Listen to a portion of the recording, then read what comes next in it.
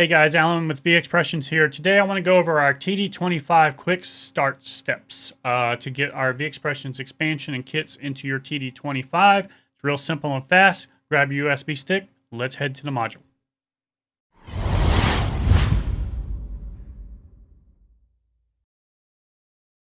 All right, guys, the first thing I want to do is run you through a couple of steps that some of you may need both of or just one of. The first one's going to be formatting your stick. If you've never used your stick with the module before, you may want to format it. Just be sure that if you've used the stick with the computer, anything you may have on the stick has been saved at the computer. So if you want to start fresh, this is how you will do it. This will create folders on your stick that you will need at the computer to get your files in the proper place. It's real simple. The first step for formatting. The next step will be loading or saving your backup. Everyone should do that to make sure that you have all your personal pad settings, tweaks saved, as well as any customization to kits you've done. So let's go ahead and select Menu if you're ready to format. We'll go to Setup. We will go down till we find the Format option. And right there. And I will hit Enter. It will remind me that this is going to clear anything off the USB stick. So if you are not sure, double check. Go to your computer and double check. Make sure that you don't have anything on there you want to save. Hit Format. It will remind you one more time. Hit OK. You see that it is formatting, creating those folders. It will take a little bit, and we'll tell you when it's complete. I can exit out of that, and then exit out of that. Now, I want to make a backup. Everyone should do this to ensure that they have anything they want saved. If you've never used your module before and you don't care, then you can skip this and just head to the computer. But we're going to go ahead and make a backup. Go to Menu, Setup once again.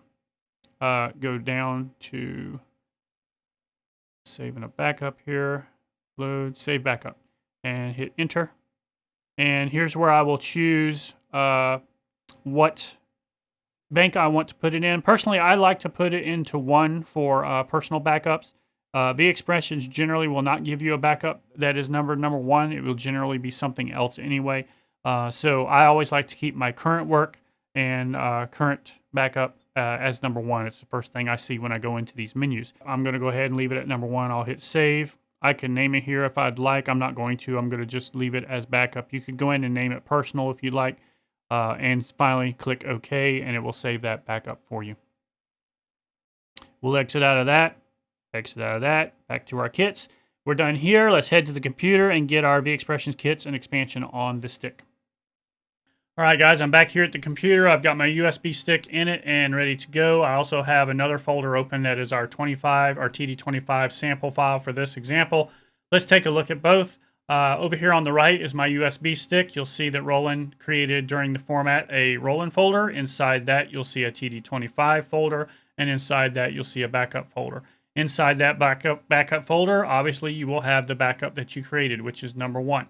While I'm here, I want to talk about the naming. You can rename files, but only the number, the last digit or two, so that you can move it up and down a list when you're scrolling through your backups.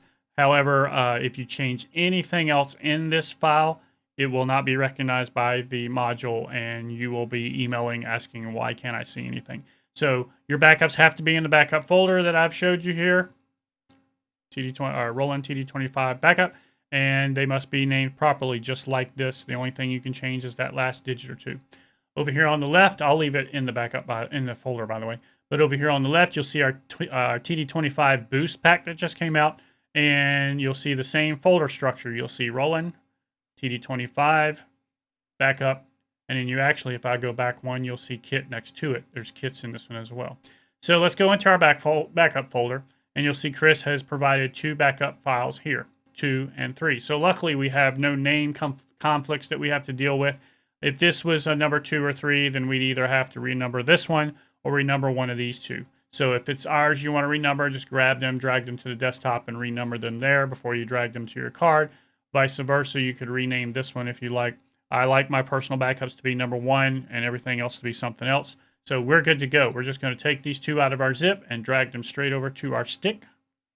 It takes a second to write them, and they're there. So now I have my personal backup, and Chris has two files here. I believe one has a Tom and one has a symbol or something similar to that. I can't remember the differences between these two. Over here, I will go back on our zip. I will go back one folder again, and we will see a kit folder. If I go back one folder on our SD card, you'll see there's no kit folder. The Roland module won't write the kit folder until you've actually saved a kit on some modules. The TD-25 being one of them, and I think the 11 and the 15 do the same thing. So when you save a kit on your module, an individual kit, it will write that folder for you. So we don't have to deal with any conflicts here, but just keep in mind, if you have saved personal kits individually, you want to check those numbers, or personally, I would just rename that folder so it's not going to get overwritten and the module won't see it. So I could keep those kits separate and then number them at a different time. So going back over to our zip download, you'll see the kit folder Chris has provided has 25 kits. I'm sorry, it has 18 kits in it for this particular expansion. We have nothing to worry about over here of it overwriting. So I'm just simply going to drag this kit folder over to my card. That'll take a second to load. It should be done. And then finally, I can eject this and head back to the module. So let's head to the module. Let's get the backup loaded, and we're almost done. All right, guys, I'm back at the module, and we are going to load our expansion now. Simple steps. Go to Menu, go to Setup, and then scroll down to Load the Backup. Here's where I said you could save a single kit if you wish. You can go through and save your kits one at a time. There's where you save backup. We're going to use the Load Backup. If you want to load an individual kit that Chris gave you, you can go up here to load one kit and load that kit individually. If you want to keep any customizations you've already done or your pad settings, that's the route to go. For today, we're just going to do the simple loading of a backup.